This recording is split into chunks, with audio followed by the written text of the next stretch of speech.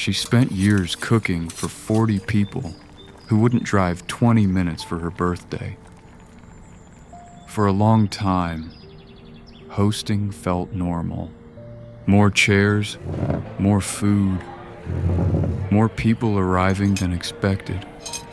At some point, people stopped asking before inviting someone else. But eventually, she stopped sitting down during dinner. Nobody noticed. Then the gathering started getting bigger, a few extra cars outside.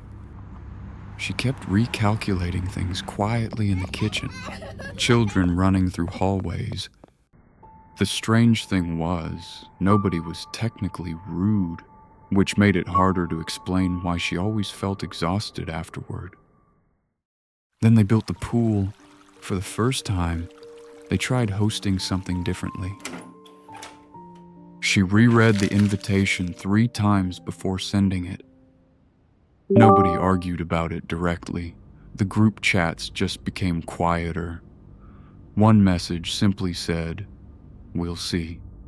And somehow, that felt worse than a fight. She kept preparing for people she was no longer sure would come. The night of the party, she kept looking toward the gate whenever headlights passed outside. Then the food started sitting untouched too long. The few relatives who did come acted perfectly normal. At some point, she stopped looking toward the gate. Later that night, the underwater lights stayed on long after everyone left. The whole backyard looked prepared for a different evening. One relative joked about how expensive the pool probably was. Another asked questions about vacations that sounded less curious than calculated. Someone laughed too loudly after every comment, like the silence afterward made them uncomfortable too. Her husband kept changing the subject. At some point, she realized she wasn't enjoying the party at all. Now her birthday is getting closer. Her husband thinks she should invite everyone anyway. And maybe he's not wrong.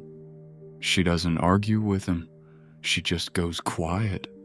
After a while, he starts talking about something else instead. Later that night, she sits alone facing the pool. Because the real loneliness didn't start the night nobody came.